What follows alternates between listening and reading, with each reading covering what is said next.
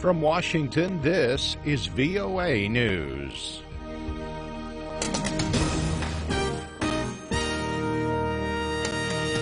I'm David Byrd reporting. U.S. President-elect Donald Trump says he would consider lifting sanctions against Russia if Moscow cooperates on matters of common interest. In an interview with the Wall Street Journal, Trump said he would keep the sanctions in effect, at least for a period of time. However, he said he might lift them if Russia helps combat terrorism and collaborates with the United States on other matters. The U.S. initially imposed sanctions on Russia in 2014 after its annexation of Crimea. Last month, President Barack Obama ousted 35 Russian diplomats and imposed additional sanctions in response to Russia's apparent attempts to influence last year's presidential election. President-elect Trump also told the newspaper that the U.S. One China policy, which declares Taiwan is part of China, would be up for negotiation. Trump said everything is under negotiation, including One China.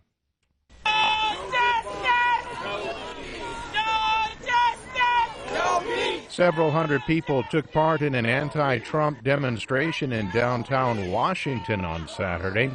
The Reverend Al Sharpton's National Action Network sponsored the rally.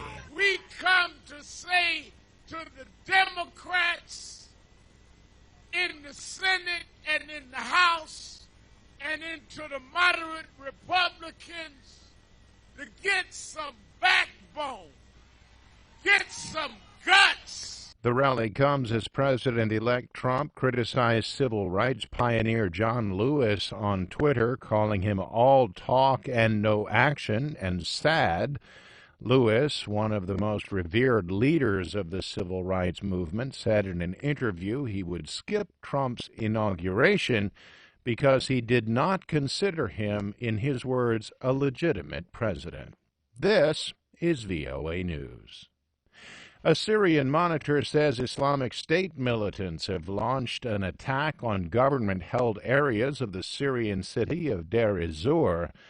The British-based Syrian Observatory for Human Rights says several explosions rocked the eastern city in intense, ongoing fighting.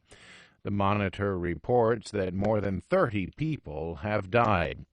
Officials say the Syrian government used warplanes to beat back the militants.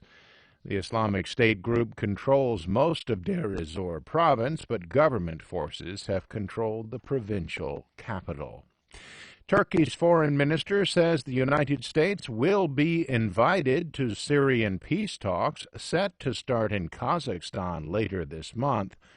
Mevlut Çavuşoğlu said that Turkey had agreed with Russia to invite the U.S. representatives to the talks.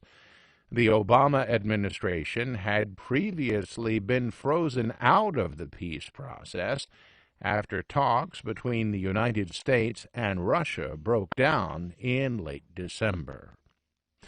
Poland on Saturday formally welcomed a contingent of U.S. troops that arrived in the country earlier this week, part of a NATO mission aimed at deterring Russian aggression. Poland's Prime Minister Beata Szydło told the troops in the western Polish town of Zagan that they will find a welcome home in her country. Paul W. Jones is the U.S. ambassador to Poland. This is America's most capable fighting force, a combat-ready, highly trained U.S. Armored Brigade with our most advanced equipment and weaponry. The mission, dubbed the Atlantic Resolve, will see the soldiers, along with 87 Abrams tanks and more than 500 vehicles, rotate between Poland and several other nearby NATO countries, including Estonia, Latvia, Lithuania, Romania, Bulgaria, and Hungary. 3, 2, 1. Liftoff. Falcon 9. SpaceX launched a Falcon 9 rocket for the first time since a fireball engulfed a similar craft on a Florida launch pad in September. The two-stage rocket lifted off from Vandenberg Air Force Base in California Saturday morning to place 10 satellites into orbit for Iridium communications. Following the launch, SpaceX landed the tall portion of the rocket, known as the first stage, on a platform in the Pacific Ocean. For more on these stories, you can log on to our website, voanews.com. I'm David Byrd in Washington. That's the latest world news from VOA.